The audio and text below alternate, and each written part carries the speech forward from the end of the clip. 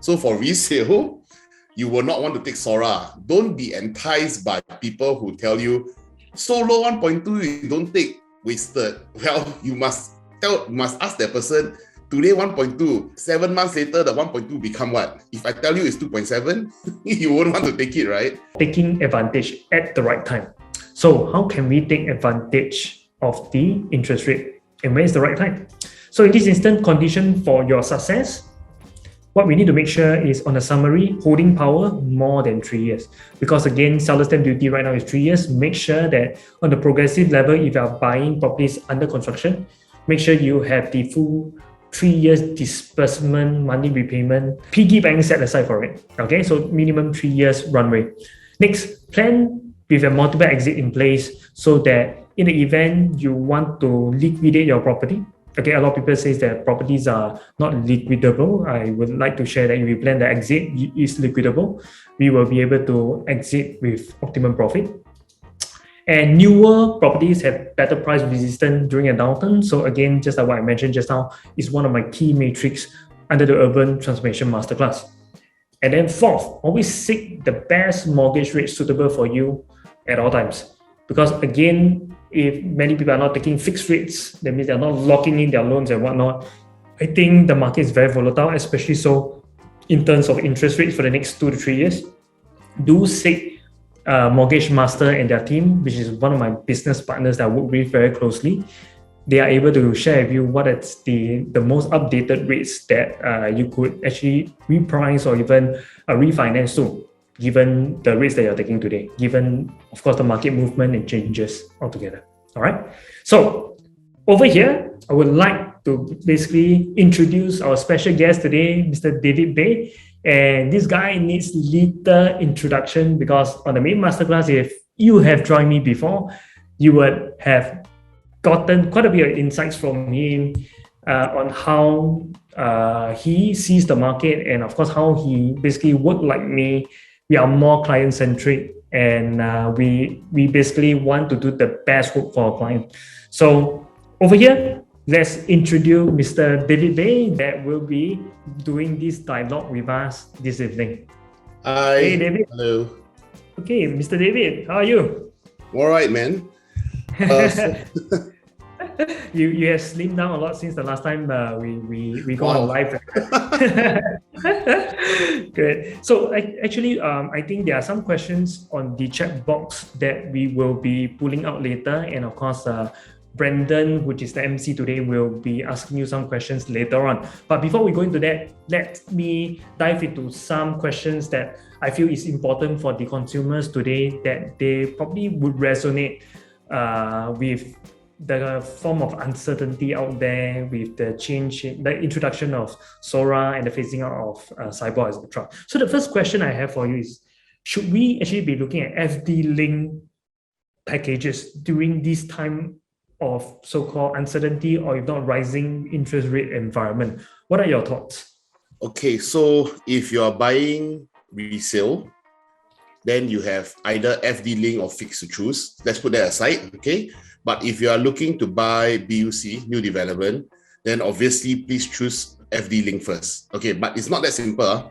Okay, so FD link, because you only can take floating rates, right? FD link rates are offered by only one bank, actually two banks, DBS and Standard Chartered. So you have only these two banks to choose. Now you make your decisions.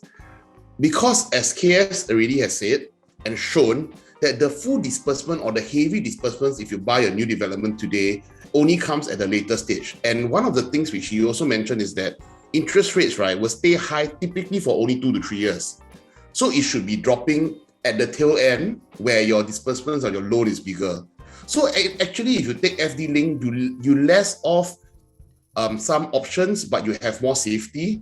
But if you take floating like SORA rates, the SORA rate, right, you can take from banks like OCBC and UOB that allows you to convert internally with the bank before TOP. Now, so sorry, it's a bit more longer answer, right? You know, when interest rates rise, like if SORA rise to 2%, 3%, let's say it goes to 3%. Today you are paying SORA plus 0.7, thereabouts. If SORA goes higher, the plus 0.7 will become plus 0.3, plus 0.2. So if you take those higher risk SORA rate from a bank that gives you a free conversion before TOP, you can convert your SORA plus 0.7 to SORA plus 0.3 and wait for the interest rates to drop, and then suddenly you're paying less than 1%.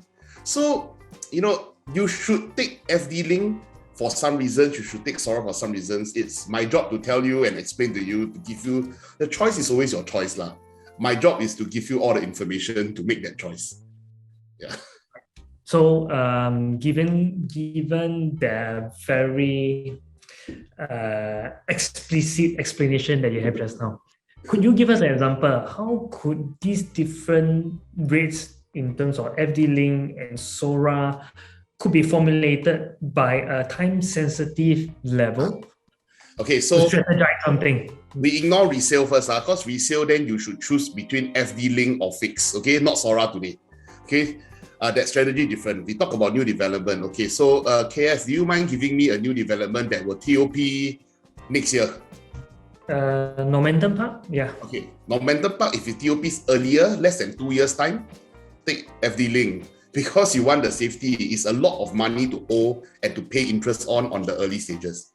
If you have bought Leaf at MP which is going to TOP long time and the disbursements will come very slowly, then you take SORA, because in my opinion, you take SORA because high never mind what, it affects me very little. My loan, let's say I buy 2 million, my first disbursement only 200K. Right? But if Normanton Park, I buy 2 million, by now the disbursement would be already like, okay, by next year, your disbursement can be something like 1 million already. Then it affects you a lot more. Because 1% higher of 1 million is 10,000 a year. Whereas 1% of 200K is only 2,000 a year, or less than 200 a month. So, 1,000 a month hurts me a lot more than 200 a month. Yeah. Right. Okay. So of course, fixed D Link, which is a lot more stable that we learned just now, we uncover, it will actually cost higher in terms of interest rate, correct? Correct. So with that, could you give us a sensing of what are the interest rate right now in the market? Because once we have this new introduction of SORA, many people are very unfamiliar with this. And more often than not, they also do not know or aware of what is the average rates they should be getting themselves into. So probably you can give us some benchmark or reference. So we must understand 99% of the time, fixed rate is always higher than floating rate because you pay a premium for safety. So the fixed rates today is already for 2 years fixed, 2.4, 2.5%. That is very high because 4 months ago, before the Fed rate increase at all, I can get 2 years fixed 1%. So 1% to 2.5% in just 4 months is crazy increase, right? Crazy is relative lah. So it's relative to 4 months ago. Okay, SORA is predicted to be 2% in January next year. Okay, 3 months SORA, 2%. But today is still only 0.5. So the banks sell you SORA plus 0.7. 0.5 plus 0.7 is 1.2 only. So it entices you to take SORA rate 1.2% today, knowing that by next year, January, you're not paying 2, you're paying 2 plus 0.7, you're paying 2.7, which will be higher than if you take a fixed rate of 2.5 today. So for resale, you will not want to take SORA. Don't be enticed by people who tell you, so low 1.2, you don't take, wasted. Well, you must ask that person, today 1.2, literally 7 months later, the 1.2 become what? If I tell you it's 2.7, you won't want to take it, right? So, there are people who are consultants like me and KS, we tell you everything. We want you to understand. Educated sale, right? I want you to understand. There are people who just say, saves time for work, right? Lowest 1.2, just take. That one is called salesman. That's not called consultant. Okay, yeah. Right. Okay. So given the raise in interest rate that we uncovered just now with the so-called attendees today in 2018 to 2020, which is again, actually that's a normalized rate, I would say, because we were exceptionally low for a long time from since like 1.3 all the way to 1.8. Okay. Yeah. So given that the increment of about 1 to 1.5%. were there any loans that you saw people defaulting, just given that 1% to 1.5% increment previously? Just FYI, if you say there are more people defaulting, the answer is yes. But in Singapore, even at the highest default rate for secured lending, so asset-based is secured, house is asset, right? It's less than 3% default rate. So every 100 people, only 3 people default. Every 10,000 people, only 300. So if you increase by 10 people, 20 people, it's not going to be a crazy increase. Because Singapore is a very good country controlled by the government already, right? Plus TDSR. So no matter what, you only can borrow up to maximum of at that time, 60% of your income based on a stress test level of interest rate 3.5%, which it hasn't reached since 2006. So technically, everybody should be able to afford it because the stress test is 3.5.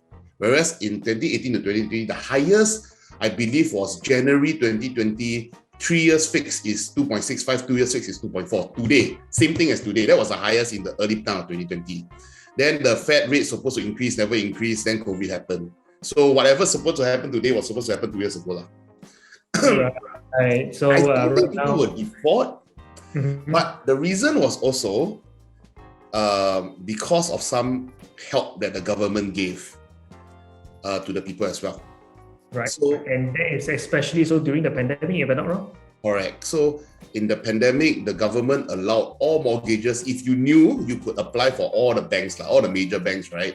They will allow you to choose either you pay the interest only, which is like if you're paying, let's say, $4,000 today in installments, your interest is less than 1,000. You are paying principal plus interest. So imagine from 4,000 a month, it becomes less than 1,000 a month. You can afford it.